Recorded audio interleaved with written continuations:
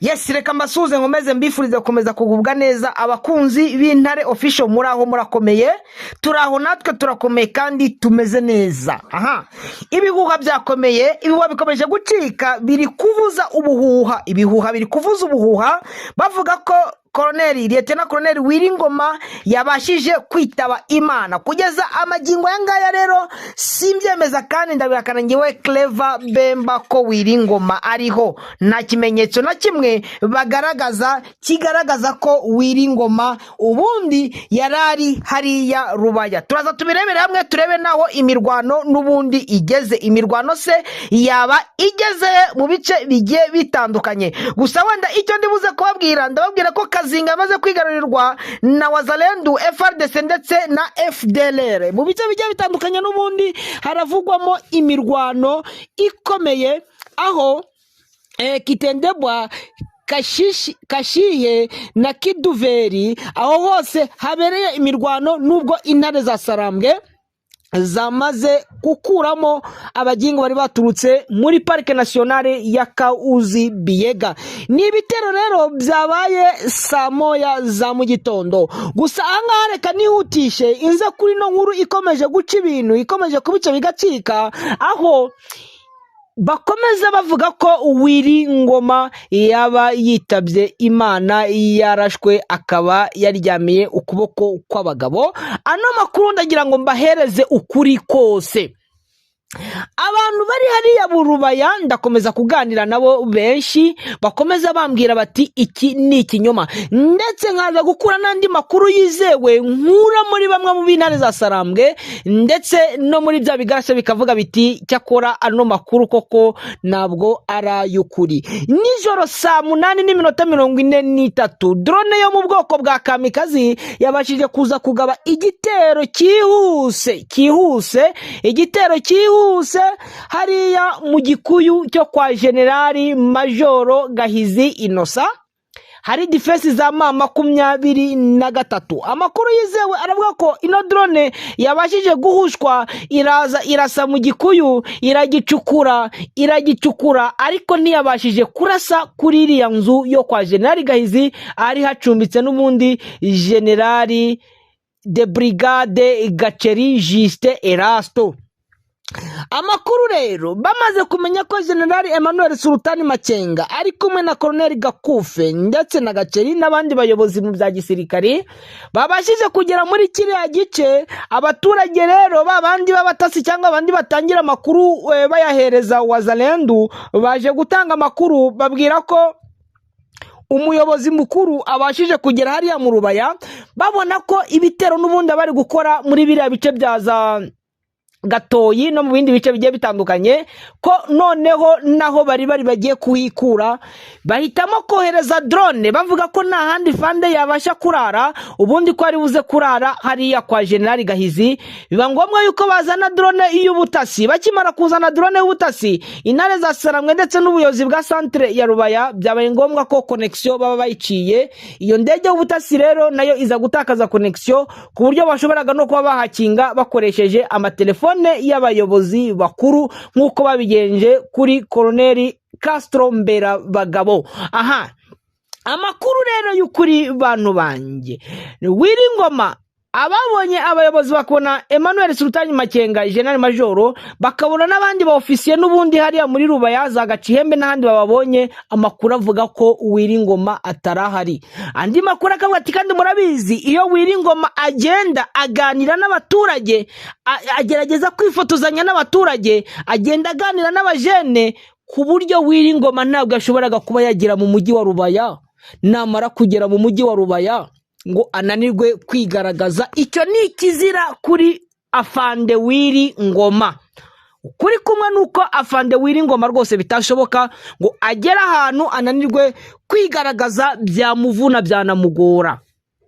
Ibinyamakuru bigiye bitandukanye birandika bikavuga ko Wiringoma yitabye Imana yapfuye, ariko ndahamya ko nukinyoma cyambaye ubusa.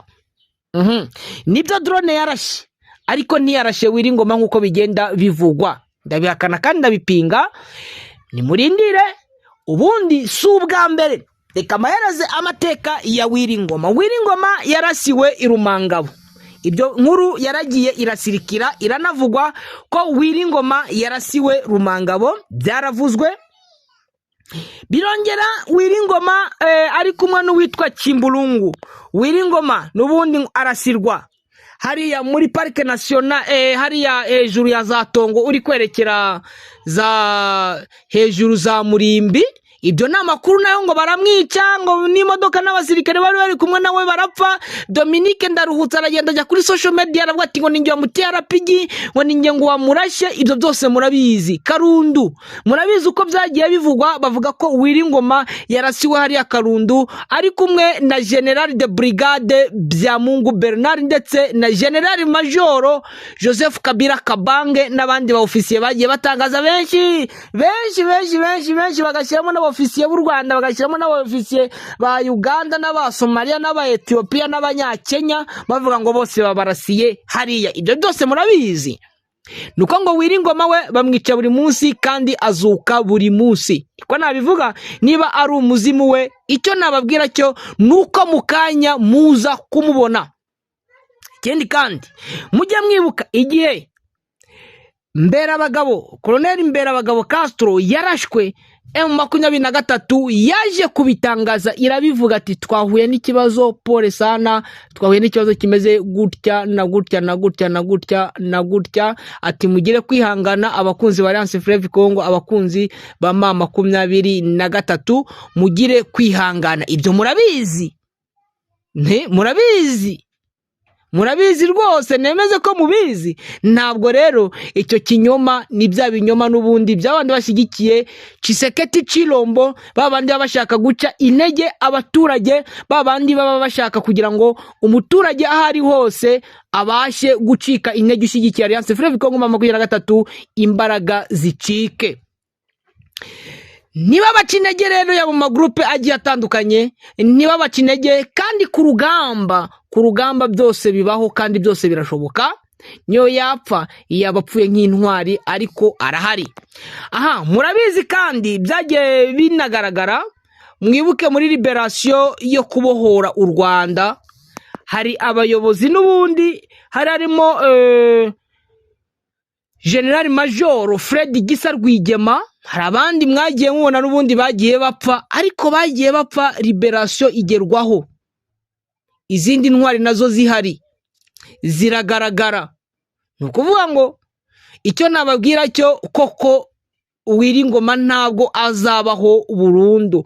Wiringoma bagiye aboneka cyane mu bintu bigiye bitandukanye, ahantu henshi hafashwe.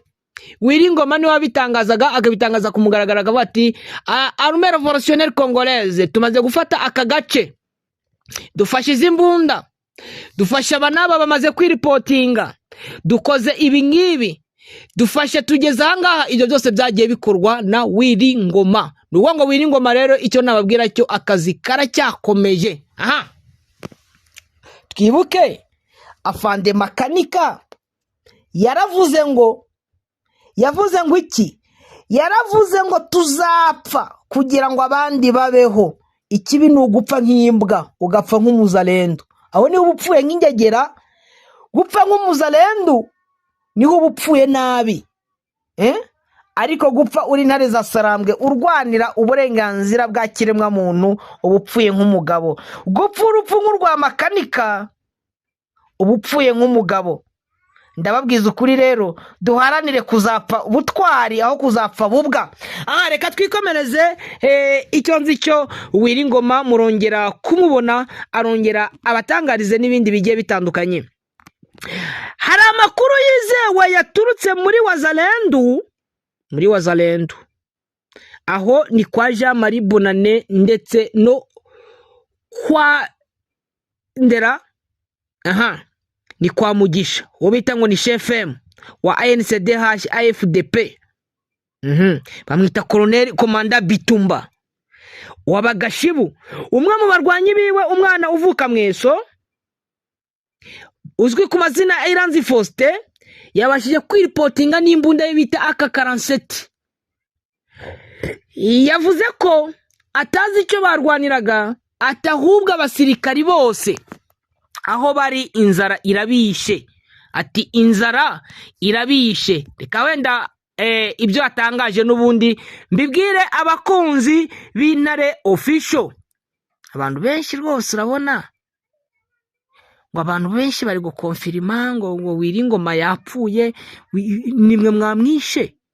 Nimwe mwamwishe, muri kubikonfirima gute? Muri gushingira kuki? Mwamubonye? Alliance Fleuve Congo yaje kubitangaza niko. Reka twikomereze rero, twikomereze n'amakuru.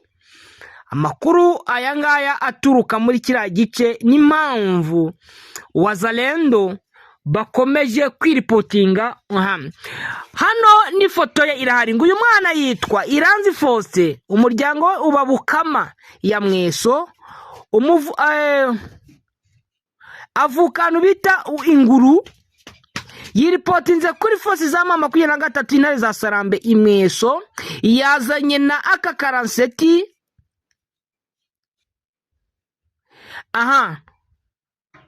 Ngo arabwira bose abazana, ngo yavuye Shibu kwa Komanda Bitumba Elementi, ngo ni elema zo kwa chef movement ANCDH FD witwa Mugisha, uzwi ku mazina ufite koroseni, afite koroseni ya Mike Juliet.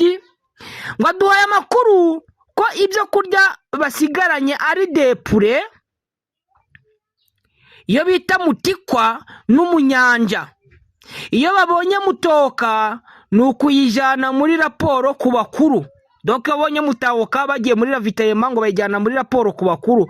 Avuga ko rasiyo babonaga babaga bari mu ishyamba yabaga iturutse Pinga, naho abasoda bari ngo abapfa kubona rasiyo n'abasoda bari Pinga, ngo nta bari mu ishyamba bameze nabi, bamaze kwiyeba, ngo n'inzara imaze kubamerera nabi. Uyu nguyu nawe asa n'uwazonzwe rwose, wagira ngo yarwaye amarezi, inzoka zimumereye nabi. Uyu ni wabashije kwiripotinga avuga yuko ubuzima bubamereye nabi hariya, ahitamo kwiripotinga aza muri 23. Urumva ko ibintu n'ubundi bikomeje kuzamba, ibintu bikomeje kuba bibi kuri Wazalendo. Ahangaha rero ubona ko n'ubundi urugamba rukomeje gukomera, urugamba rukomeje kuba indyankurye, aho Intare za Saramwe rwose zivuga ziti turabereka kandi turagera kure. Ubona ko ibitero bya Wazalendo byari bikomeje, kandi ubona ko bikomeje umurego mu bice bigiye bitandukanye, yaba muri teritwari ya Karehe, muri teritwari ya Kabare, teritwari ya Masisi, ndetse na teritwari ya Rucuro na teritwari ya Warikare. Bantu banjye rero icyo nababwira kimwe nuko ibi bitero ubona ko Wazalendo bari bashyizemo imbaraga, ngo bari bagamije iki? Ukwari kugira ngo ibice bigiye bitandukanye n'ubundi abijyemo, noneho baze kubona agahimbaza musyi. Ni mu gihe guverinoma Kinshasa ubona ko nayo akajije umurego mu bijyanye na drone, nubwo Intare za Saramwe nazo zakajije umurego mu bwirinzi bw'izo drone. Ubona ko n'ubundi bishobora kugira icyo bishobora kugira icyo biza guhindura amakuru n'ubundi. Ariko urabona ngo le porte-parole militaire de FCM 23 Wiringoma a été tué dans une frappe de drones des forces armées de la République démocratique du Congo FARDC ce mardi 24 février 2026 à 2h43 dans la cité minière de Rubaya. Nous confirme une source sur place. Cette frappe a ciblé une maison d'habitation située dans une ferme sur la colline qui surplombe Rubaya. Aba bantu rero Wiringoma, abantu ibintu bakomeza kuvuga, ngo rucira mukaso rugatwara nde? Rugatwara nyoko. Ushobora kurumucira ngo yapfuye, mukanya ukaza kumubona ukayoberwa icyo uza kuvuga. Ngo amakuru akomeje gucicikana yemeza ko Lieutenant Colonel Wiringoma wari umuvugizi w'igisirikare cya M23 yaba yarasiye mu gitero cya drone cyagabwe n'ihuriro ry'ingabo za leta ya Congo FARDC ahitwa Rubaya. byose nibi ye numva intambara y'amagambo yavaho ubundi Kinshasa igakubitwa by'intangarugero. Ahangaha rero ni bya bindi ubona ko abantu bagenda bavuga, bamwe barashidikanya abandi bagakonfirma abandi bakagira gutya na gutya, ariko icyo nababwira cyo kimwe confirmed ni intare za Sarangwe zigomba kubabwira ati tunakonfirme kama ile kitu ni kweli. Naho ibi bivugwa n'abantu ngo 13h dans les cités de Rubaya, territoire de Masisi, plusieurs sources locales affirment que la population est sortie de ce matin dans les rues pour une manifestation de soutien au FARDC. Ato bangaba bo basohotse hese babanyuze heke abantu bose bari Rubaya ko nta numwe bigeze babona. Icyo kintu cyo mabwira ati social media hari abantu bariho kugira ngo bashake views, ariko icyo mabwira cyo mujye mugendera mukuri gusa ngo biravugwa.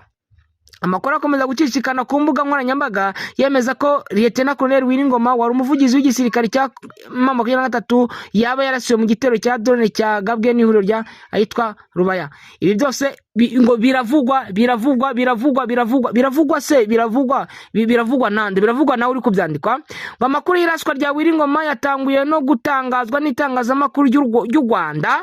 Biravugwa ko na Sultani Makenga nawe yakomeretse cyane, ariko bakaba bashobora kumucikana akiri muzima akaba yagiye kuvurirwa Igoma. Aba bantu n'abasazi rwose. Icyo nzi cyo ibintu by'itangazamakuru ry'ibinyoma muryirinde, kuko abo guca intege bo ni benshi. Bakunzi b'Intare Official ndabakunda cyane kandi mbifuriza ibyiza, mbifuriza gukomeza kugwa neza, kugira impagarike n'ubugingo. Uwiteka akomeze kwibana na buri wese wakoze subscribe ahangaha. Ukomeze mutube hafi n'ubundi kandi turaje tubazane n'andi makuru uko byitwaye. Ciao ciao.